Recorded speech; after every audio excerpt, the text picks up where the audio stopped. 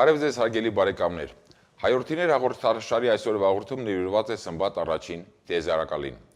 Մեր հաղորդման հյուրն է Երևանի Պետական համալսարանի Սփյուռքագիտության ամբիոնի վարիչ, պատմական գիտությունների դոկտոր Արման Եղիազարյանը։ Բարի գալուս պարոն Եղիազարյան, շնորհակալություն հրավերի ընդունելու համար։ Պարոն Եղիազարյան, այս հարցը կարծես թե պետք է հաղորդման վերջում տայի, սակայն ինձ համար էլ էր չափազանց հետաքրքիր, գուցե նաև մեր հեռուստադիտողների համար էլ հետաքրքիր լինի, եւ այդ իսկ պարզ պատճառով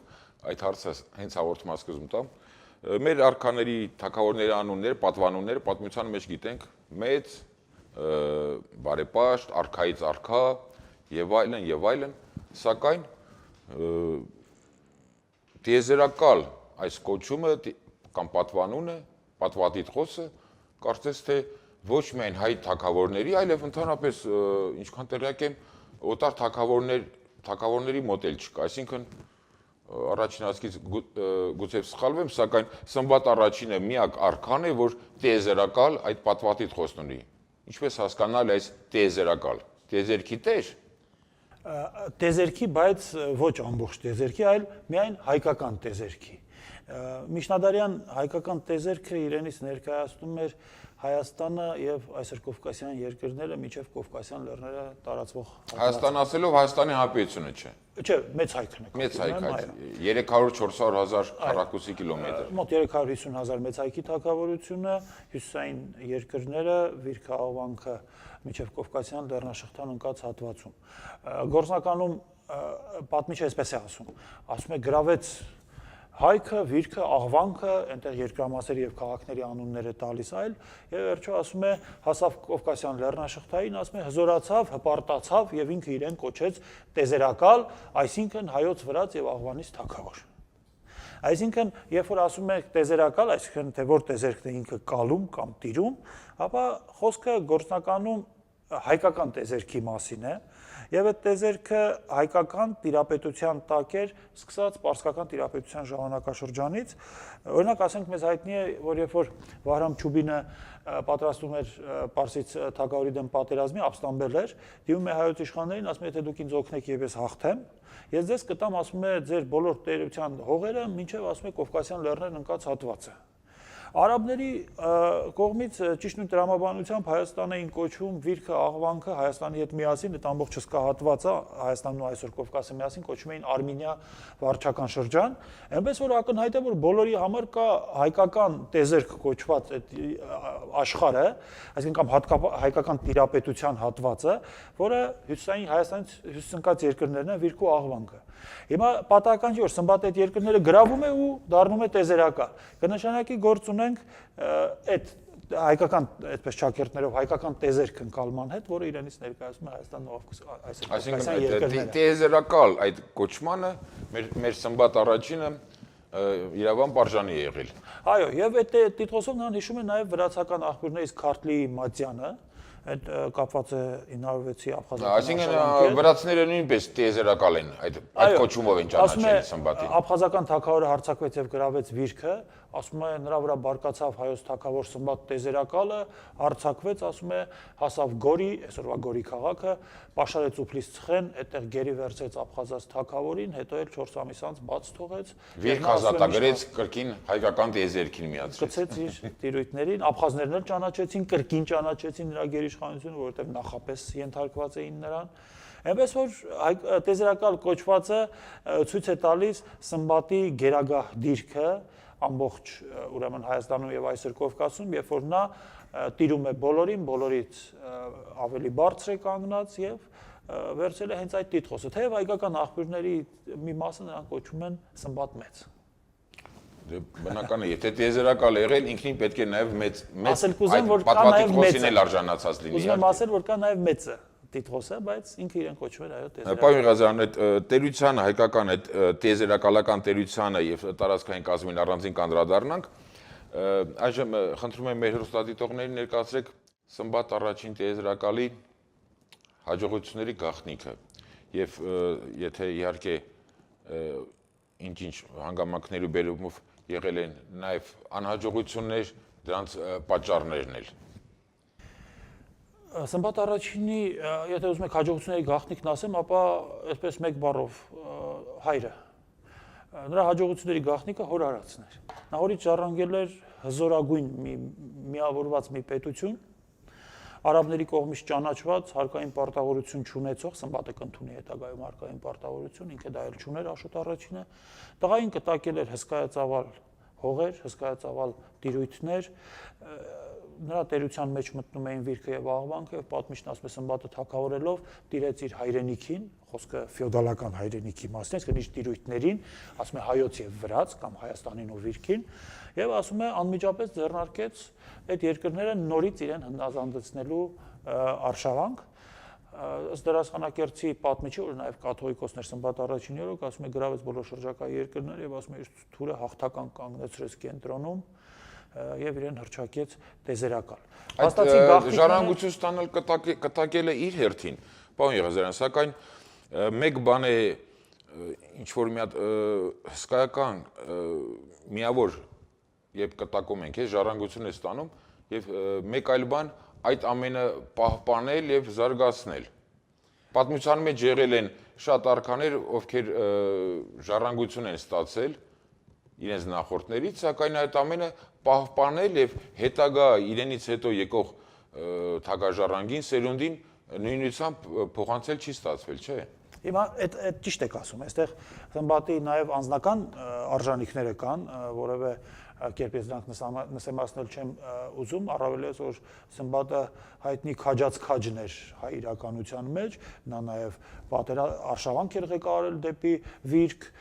իր հոր մահվան տարում իդեպ ինքը այդ արշավանքի մեջ էր, երբ որ հայրը մահացավ, եւ ինքը նույնիսկ չկարողացավ վերադառնալ, որովհետեւ գուգարկում ձյուն էր եկել եւ ճանապարհները փակվել էին, հոր թաղմանը չկարողացավ մասնակցել։ Նա իրոք քաջած քաջ էր, հզոր զորավար եւ գահին բազմելուց երկիրը ավելի ուժեղացրեց։ Իր թագավորության ուրեմն օրոք ժամանակաշրջանը համընկավ Հայաստանի տնտեսական ամենաբարձր զարգացման դարաշրջանին եւ այդ ամեն ինչը բերեց հասցրեց նրան, որ Սմբատի օրոք Հայաստանի վերելքը ամենամեծն էր բարգավաճած ամբողջ ժամանակ։ Չէ, դեռևս ոչ, անին մայրաքաղաք կդառնա Աշոտ 3-րդի օրոք, իսկ Սմբատ առաջինի ժամանակ մայրաքաղաքը դա իր նստոցն էր, երազգավորցը կամ Շիրակավանը, որը գտնվում էր Արաքսի ափին, փոքրիկ գյուղաքաղաք էր, դա Սմբատի ֆեոդալական տիրույթն էր, նա դարձեց դա իր մայրաքաղաքը եւ դա այդ երազգավորցը մայրաքաղաքի իր դերը պահպանեց նաեւ Աշոտ 2-ի օրոք, որից հետո իր դերը զիջեց Կարսին։ Սմբատը մեծ արշավանքով 892 թվականին իրեն ենթարկեց բոլոր հոր տիրապետության տակ գտնված հողերը եւ նույնիսկ սահմանները անցավ հոր տիրապետության դուրս եկավ Սևծովի ափը Կղարշկի կրոպաղատության կողմից Փոթի, այսօրվա Փոթի քաղաքի մոտակայքում։ Փոթի տրապիզոն չէ այդ հատվածը։ Նու տրապիզոն չէր հասնում, բայց Փոթի քաղաքի կողմից դուրս եկավ Սևծովի ափը եւ ասում է հզորացավ եւ դրանից հետո փաստացի իրեն կոչեց տեզերակալ։ Այսինքն Սմբատյան Հայաստանը նաեւ ելք ունեցավ Սևծով։ Ելք ունեցավ Սևծով։ Ընդունված է ասել, թե Բագրատունյաց թագավորության ամենամեծ հզորությունը մենք ունեցել ենք Գագիկ առաջին Բագրատունու օրոք, բայց դա իրականությանը չի համապատասխանում։ Բագրատունյաց թագավորության ամենամեծ հզորությունը եղել է Սմբատ առաջինի օրոք։ Ցավոք սրտի Սմբատի թագավորությունը ավարտվեց ողբերգական կերպով, Սմբատը սպանվեց, իսկ թագավորությունը անկում ապրեց, բայց ամենամեծ հզորությունը արձանագրվել է հենց իր օրոք, երբ որ ոչ միայն տարածքները մեծացվեցին, ընդարձակվեցին, այլև հայոց զորքը բանակ դրեց Ալանաց դռանը Կովկասյան լեռների հետ հռչակավոր լեռնանցքի վրա։ Ալանաց դուռը, այսինքն դա հյուսային Կովկաս, որպեսզի մեր հեռուստադիտողներին պարտի։ Այո, փակեց հյուսային Կովկասի հետ հռչակավոր ճանապարհը, հայոց կայազոր դրեց եւ նույնիսկ որոշեց իջնել հյուսային Միջագետ, պատմիչների նա նպատակ ուներ գրավելու հյուսային Միջագետքը, բայց ցավոք սրտի դավաճանության պատճառով հյուսային Միջագետքը, այսինքն ներկայիս Մոսուլի այդ Այո, Մոսուլի կողմ էր դեպի Արշավում։ Մինչև Մոսուլ։ Այո, բայց ցավոք սրտի 896-897 թվականներին դավաճանության պատճառով պարտվեց եւ այդ ծրագիրը չիրականացավ։ Այնպես որ Սմբատ առաջինի, եթե դիմանկարը փորձենք ամփոփել, ընդհանուր առմամբ, ապա կարող ենք ասել, որ գահակալության առաջին տարիներին հանդես գալով որպես հզոր արքա, նվաճող, տարածքները ընդարձակող արքա, ցավոք սրտի թագավորությունը ավարտվեց ողբերգական կերպով, որը հետևանք էր մի կողմից քաղաքականության մեջ թույլ տված որոշ սխալների, իսկ մյուս կողմից ձևավորված քաղաքական ոչ նպաստավոր իրավիճակի։ Այսինքն նաև նրա ոչ թե նրա, այլ հայքի հարևան երկրների մեղմ ասած ոչ բայրացակամ հարևանների արկայությամբ։ Չէ, այստեղ ուրեմն ինչ էր տեղի ունեցել։ Սմբատի թագավորության երկրորդ շրջանում խալիֆայությունը սկսել էր պատերազմել գիշատիչ, անկախացած եւ գիշատիչ քաղաքականություն ворցեգրած Ատրպատականի ամիրայության հետ։ Ուրեմն խալիֆայությունը ուզում էր իրեն ենթարկել Ատրպատականի ամիրությանը, բայց նրանք էլ փորձում էին չենթարկվել, իրենք էլ իրենց հերթին փորձում էին բագրատունիների հետ հարաբերությունները կառուցել ընդդեմ խալիֆայության։ Եվ այս ամբողջ այս բանի մեջ երկու կողմերն էլ բագրատունիներին առաջարկում էին կանգնել իրենց կողքը։ Սմբատը մերժեց խալիֆայի առաջարկը միասին Ատրպատականի վրա արշավելու վերաբերյալ, սակայն դա հետագայում Ատրպատականի ամիրին այլ կերպ մատուցվեց, նա թշնամացավ Սմբատի հետ եւ դարձավ հայոց թագավորության գոյության թշնամին եւ մինչեւ 927-ը իր մահը պայքարում էր որպեսզի վերացնի հայոց թագավորությունը, բայց այն թվում էլ հայտնվեց 913-ից սկսած հայոց թագավորության գոյությունը պահպանելու հիմնական հավակնորդը Աշոտ Երկաթը, որն էլ մինչև 927-ը պայքարելով ի վերջո այսինքն որոշակի Սմբատի եզրակալի օրոք շատ որոշակի նախապայմաններ ստեղծվեցին, հետագայում արդեն Աշոտ Երկաթի նախապայման չասեմ, ցավոք սրտի ստեղծվեցին այդ նախապայմանները, որովհետև երկիրը գործնականում տապալված էր, պետությունը գործնականում տապալված էր եւ Աշոտ Երկաթը նույնիսկ հասկանալով որ հորը գերության մեջ կսպանեն, պայքարը սկսեց։ Եղազարյան, դուք ձեր խոսքում մի քանի անգամ օգտագործեցիք տերություն, կայսրություն բառերը, նաեւ այդ կազմը, խնդրում եմ այդ նախ այդ տերության իրավական կարգավիճակը եւ տարածքային կազմը, սակայն այդ տարածքային կազմը եթե հնարավոր է ներկայացնեք ավելի ժամանակակից աշխարհագրական ձևակերպումները, որպեսզի մեր հեռուստադիտողները հստակ պատկերացնեն, թե այդ տիեզերակալ պատմատիտղոսին արժանացած հայոց թագավորը ինչ երկրների կամ ինչ տարածքների երկրամասերի նկատմամբ էր հաստատել հայոց գերիշխանությունը։ Ուրեմն այստեղ պատմիչները մի քանիսը պատմում են Սմբատի նվաճումների մասին, դրասխանակերտին անանուն զրուցագիրն է եւ իրենց նկարագրության մեջ մեզ համար ակնհայտ է դառնում մի իրողություն։ Սմբատը իրականացրել է արտաքին եւ ներքին նվաճումներ։ Այստեղ խոսքը վերաբերվում է հարևան երկրների գրավման, Վիրք, Աղվանք եւ միջև Հյուսիսային Կովկաս տարածվող Կովկասյան լեռնաշղթայի ուրեմն լեռնալանջերին այդ հատվածները ամբողջությամբ գրավել էր, իսկ ներքին նվաճումները վերաբերում էին արաբական տեղական ամիրայությունները ենթարկելուն։ Խնդիրները, որ այդ ամիրայությունները Աշոտ Մեծից հետո սկսել էին չենթարկվել հայոց թագավորները մեծ հայքի տարածքում էին գտնվում, այո։ Օրինակ Ալաշկերտի ընդարձակ դաշտում տարածվում էր կայսիկների ամիրայությունը, այդտեղ տարածվելով գալիս էր հասնում էր համարյա միջև Վանա լճի հյուսիս-արևելյան ծովեզրը։ Եվ այս ամբողջ ընդարձակ ամիրայությունը, որը նաև ռազմական լուրջ ուժեր ուներ, փորձեր կատարել Սմբատին չենթարկվել։ Սմբատը սա գրավեց։ Դատելով նկարագրությունից նա հերթականությամբ իրեն է ենթարկել Հայաստանի բոլոր արաբական ամիրայությունները։ Արաբների ժամանակ տեղափոխվել էին եւ հիմա արդեն ունեն կիսանկախ իշխանություններ։ Արաբական ռազմակալումից վերջնականապես այդ տարածքները ազատագրեց։ Այո, Արցկեն է, Խլաթն է, Բերկրին է, ոչ թե ազատագրեց, ենթարկեց իրենց։ Ազատագրությունը մի քիչ ավելի ուշ կգա Աշոտ Երկաթի օրոք, երբ նրանց պարզապես կվերացնի։ Սմբատը ենթարկեցրեց։ Ներքին ենթարկեցումներից հետո փաստորեն արտաքին նվաճումները կատարեց եւ նույնիսկ այստեղ դրասխանակերտին հետաքրիր ասում հայոց թագավորության սահմանները քերում էին Սև ծովի ափերը, ընդգրկում էին Աբխազիան, բարձրանում էին Հյուսիսային Կովկաս, Կովկասյան լեռնաշղթայի գագաթնակցերով գալիս էին, Ալանաց դռանը հայոց պահակակետներ կանգնած, իսկ Սմբատն էլ ասում էր թուրը կանգնեցել էր պետության կենտրոնում որպես իր հզորության եւ հաղթանակների նշան։ Հիմա ընկալումը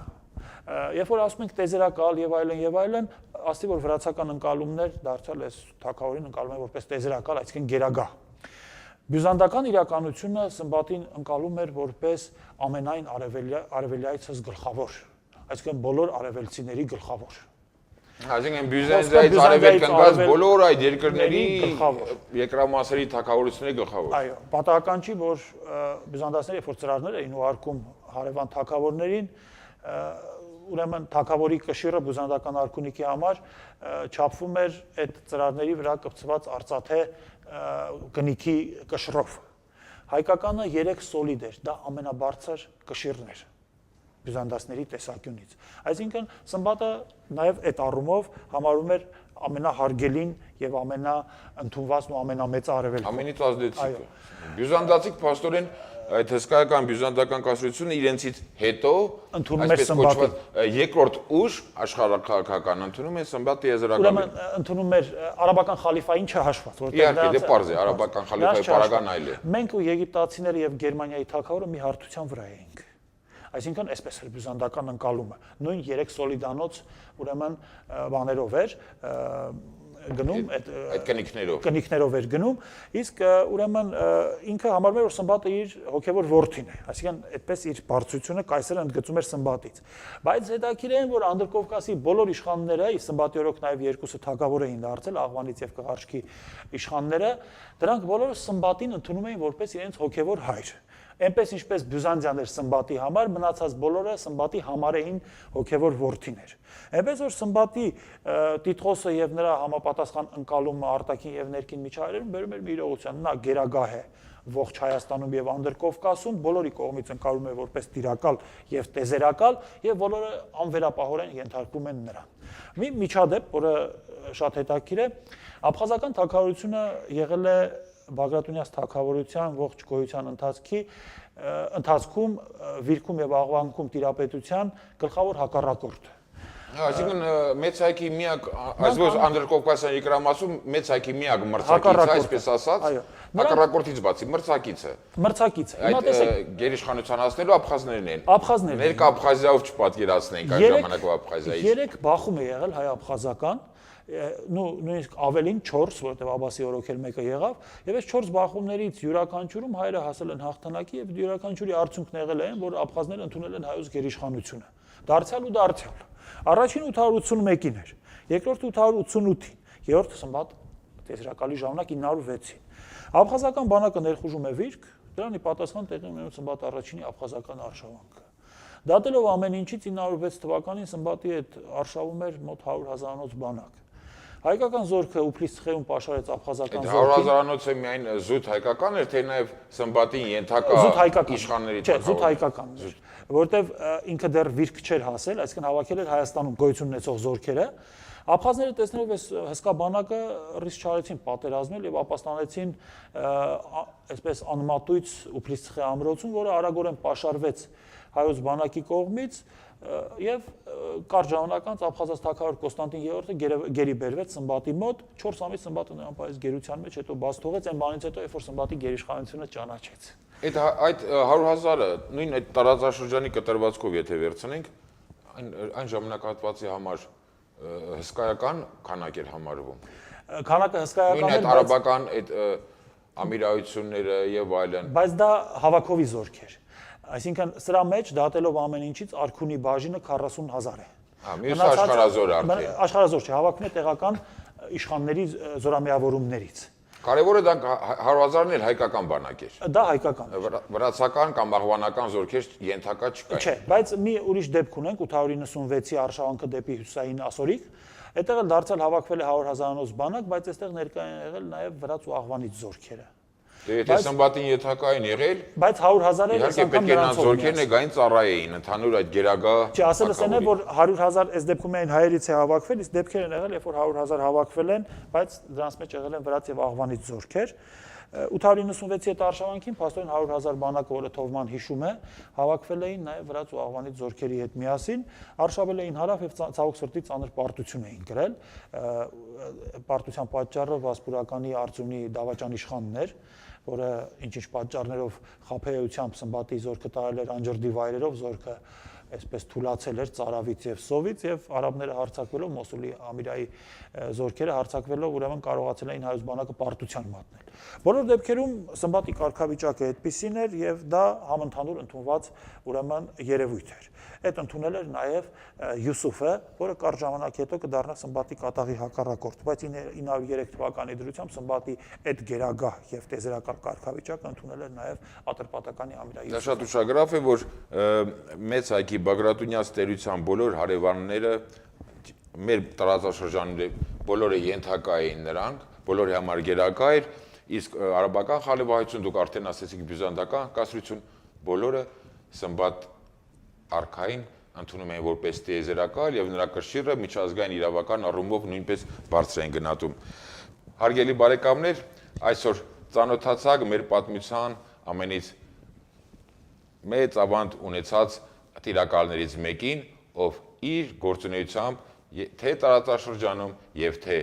ողջ այն ժամանակվա աշխարհակահաղական մեծ տարածաշրջանում արժանացել է եւ ճանաչվել է եւ ընդունվել է որպես տիեզերական պատվավոր տիտղոս ունեցող։